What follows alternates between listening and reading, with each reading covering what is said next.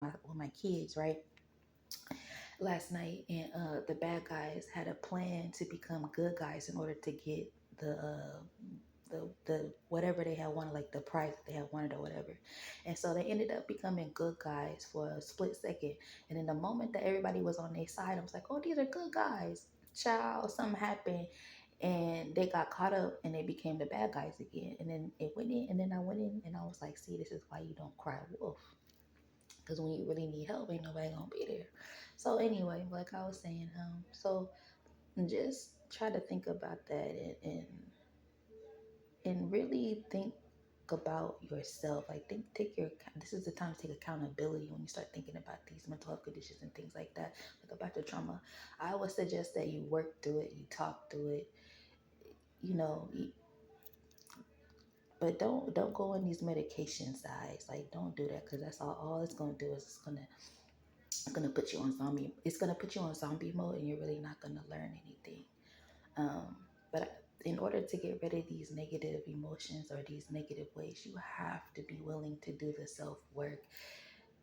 Doing self work is the same as an addict going to rehab. Okay, a person that has trauma inside of them and they're dealing with that, and they've been dealing with that, it's the same as a person that has an addiction. Just like that, those two go hand in hand. So some people that get addicted to drugs, they eventually, it comes from trauma or some sort. So the two always go hand in hand. But sometimes there's people who go through trauma and never touch a drug in their life, but still feel as if they need some type of rehab, because the two are they're the same. You go through the same emotions, you go through the same feelings, you have withdrawals, especially when you're traumatized and you haven't had any type of substance. When you go through that healing journey, you do go through withdrawals. You go through withdrawals and not being able to use your defense mechanisms. And it's going to make it seem like, motherfucker, you need a fix. And it's like, no, I just need to spaz out. And that's really what it is. Speaking from personal experiences. You want to spaz out, but you're like, bro, I can't even, because I'm trying to be better. It's like people you see with in anger management, and they be trying to hold them their tongue.